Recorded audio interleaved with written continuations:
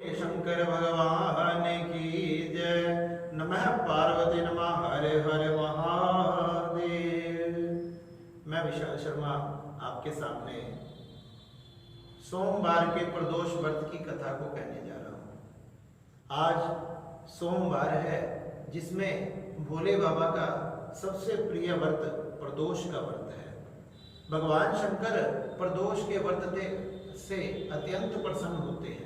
जो भक्त भगवान शिव शंकर के प्रदोष व्रत को धारण करता है उसकी सभी मनोकामनाएं पूर्ण होती है।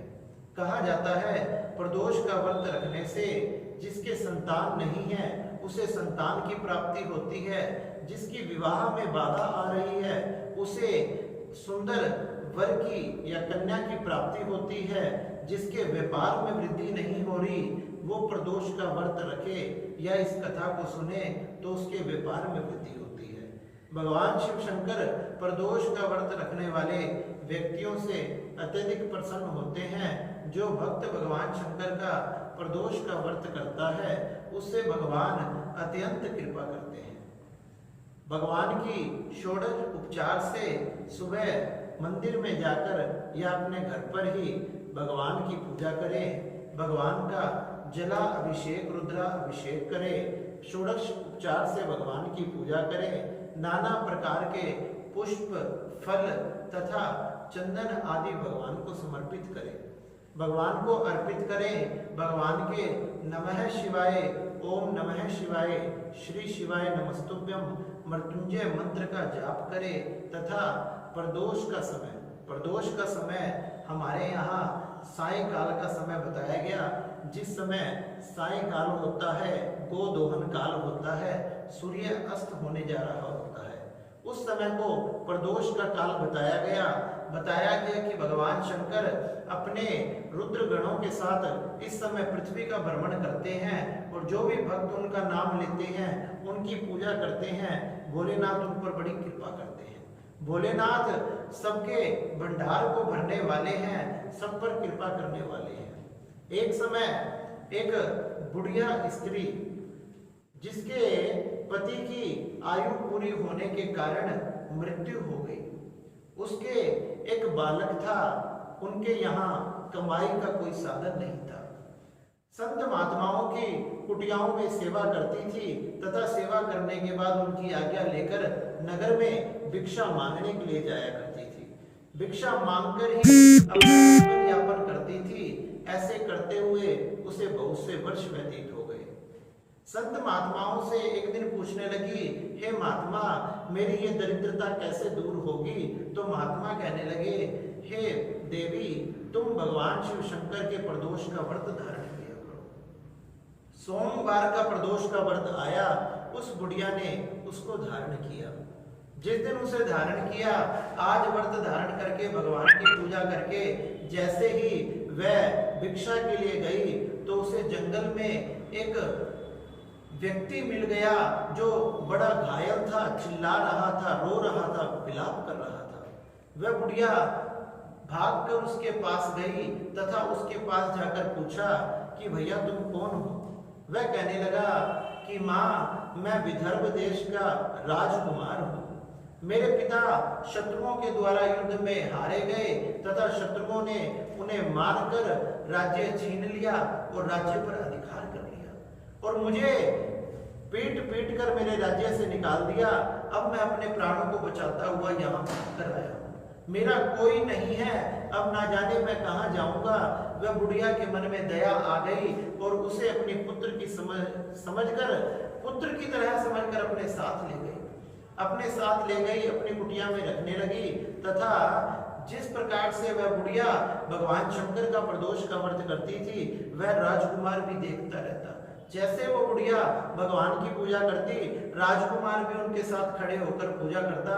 इस प्रकार से वह राजकुमार, वह बुढ़िया तथा बुढ़िया का पुत्र भी भगवान शिव शंकर की भक्ति करते तथा प्रदोष के व्रत को धारण करते। एक समय जब बुढ़िया का पुत्र और वह राजा का पुत्र वन में घूमने के लिए गए तो घूमते घूमते उन्हें कुछ कन्याएं दिखाई दी। कुछ गंधर्व कन्याएं वन में घूम रही थी। उस बुढ़िया का पुत्र उन कन्याओं को देखकर वापस आ गया, लेकिन राजकुमार को उन कन्याओं में से एक कन्या पसंद आ गई। जब राजकुमार को वह कन्या पसंद आ गई तो राजकुमार उससे वार्तालाप करने लगा। कन्या ने जाकर अपने माता पिता से कहा कि इस प्रकार से मुझे एक व्यक्ति वन में मिला था। दूसरे दिन राजकुमार फिर से उसे जब उसी स्थान पर देखने के लिए आने लगा तो देखा उस कन्या के माता पिता उस स्थान पर बैठे हैं। माता पिता ने उस व्यक्ति को देखा, उस राजकुमार को देखा, अपने पास बुलाया, बातचीत की, वार्तालाप की। एक दिन क्या हुआ, समय ऐसे ही निकलने लगा। उन कन्या के माता पिता जो गंधर्व थे उनको भगवान शंकर ने सपन में दर्शन दिए और कहने लगे अपनी पुत्री का विवाह इससे कर दो। उन्होंने भगवान की आज्ञा को मानकर अपनी पुत्री का विवाह उस राजकुमार से कर दिया तथा राजकुमार से कर दिया। वह पहचान गए ये कोई आम व्यक्ति नहीं है, ये तो विदर्भ देश के राजा का पुत्र है जो शत्रुओं ने इनके राज्य पर आक्रमण कर दिया था और इसका नाम धर्मगुप्त है। इस प्रकार अपनी कन्या का विवाह उससे कर दिया तथा अपनी जितनी सेना थी गंधर्वों की सभी सेना उस राजकुमार को प्रदान की। राजकुमार ने उस गंधर्वों की सेना को लेकर भगवान शंकर की कृपा से उन अपने राज्य पर, जहां पर शत्रुओं ने राज्य स्थापित कर रखा था, उनका राज्य ले रखा था, उन पर आक्रमण किया तथा भगवान भोलेनाथ की कृपा से, इस प्रदोष व्रत की कृपा से उन राजकुमार ने समस्त गंधर्व सेनाओं के साथ उस पर आक्रमण कर दिया। आक्रमण करके उसे परास्त करके दोबारा फिर से अपने राज्य पर अधिकार प्राप्त किया।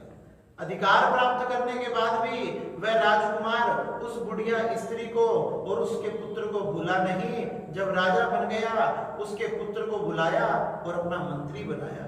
इस प्रकार से भोलेनाथ की कृपा से उस बुढ़िया के जीवन सुधर गया। अब वह एक मंत्री की मां बन गई तथा राजकुमार जो राज्य से निकाला गया था उसे भी राज्य की प्राप्ति हुई, पत्नी की प्राप्ति हुई। इस प्रकार से भोलेनाथ अपने समस्त भक्तों पर कृपा करते हैं, सबकी मनोकामनाओं को पूर्ण करते हैं। यह सौम्य प्रदोष व्रत भगवान शिव शंकर को अत्यंत प्रिय है। जिसकी जो भी मनोकामना हो उस मनोकामनाओं को मन में धारण करके भोलेनाथ का नाम ले, भोलेनाथ की पूजा करे और उनके चरणों में अपनी मनोकामना समर्पित करते तो भोलेनाथ जल्द से जल्द उसकी मनोकामना पूर्ण करते हैं। इस प्रकार से प्रदोष व्रत भगवान शंकर को अत्यंत प्रिय है। भगवान शंकर का जल से, दूध से, दही से, शक्कर से, शहद से, घी से आदि से अभिषेक करना चाहिए। भगवान पंचामृत के अभिषेक से बड़े प्रसन्न होते हैं। इस प्रकार भोलेनाथ समस्त भक्तों की मनोकामनाएं पूर्ण करने वाले हैं।